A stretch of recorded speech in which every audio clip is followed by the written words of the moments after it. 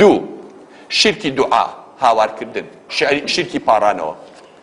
لە بیرتان بێ ئەمە حەدیثی پێغەمبەرە سەڵات و سەلامی خوای لەسەر بێ پێغەمبەر صلی الله علیه و سلم فەرمووی إن الدعاء هو العبادة أما حديثي صحيح پیغمبر صلى الله عليه وسلم إن الدعاء دعاء كردن هر عبادة عبادة خويتي خودي عبادة دعاء هشتك بقي دعاء كردن عبادة كردنيا يعني أشكراترين مظهر لمظاهر عبادة دعاء كردنا أكل دعاء كردن بو غيري خوابه أبي دعاء لغيري خوابكي يكثر پیغمبر صلى الله عليه وسلم بدو أم حديثة أم آياتي خندو فرموي ادعوني أستجب لكم إن الذين يستكبرون عن عبادتي سيدخلون جهنم داخرين أما خوا لقرآن أفرمي الله دعاي منكن هاواري منكن ادعوني خوا لقرآن أفرمي ادعوني باني منك هاوار لمنك دعاء لمنك ولا من بارينو أستجب لكم جواب ديمو بإذنك كفخة بيني من أخوته هاوار لمنك أستجب لكم جواب ديمو والله متانيمو يكثر بدوام آياتها فرمتشي بدوام مشاهدها إن الذين يستكبرون عن عبادتي أو اللود برزك عبادتي من لا آسي عبادتي من يعني دعاء كرنا كيف يشعر شكو الله دعاء بكن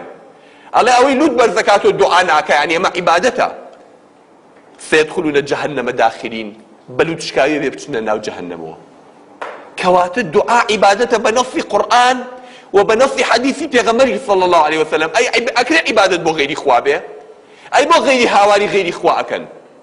أي بو لغير خوا أبارنوا بو دور خلي داري بردي قبري شخصي ظلامكي زينغويا مردويك أدن خير وشر بس بدس خوايا خوا فير معناك على هاواري منك پیغمبر صلى الله عليه وسلم فير معناك هاواري أو كين لروجك حديثك پیغمبر نابيني پیغمبر صلى الله عليه وسلم هاواري غير خواي كربي صحابيك دزناك هاواري غير خواي كربي إمام دينا ما لكيو هنا دين لكيو فير بين تو بقصي قرآن نكيتو بقصي پیغمبركت نكيتو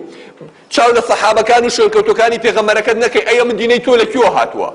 چاو لكي كر أي پیغمبرك ما تا لفر مرقي شاو صلاة والسلام إخوائي لفر بين نيفرمو تركت فيكم ما إن تمسكتم به لن تفضلوا بعدي أبدا أو من برجيم يشتر الله تعالى دفي بيو بكرن قمرانا بالقرآن كتاب الله والسنة قرآن والسنة كيمن أي تو لفر ديني كي هاوار همو كفيك إلا الله نبيت همو كفيك بيقورة الأخوان أعوذ بالله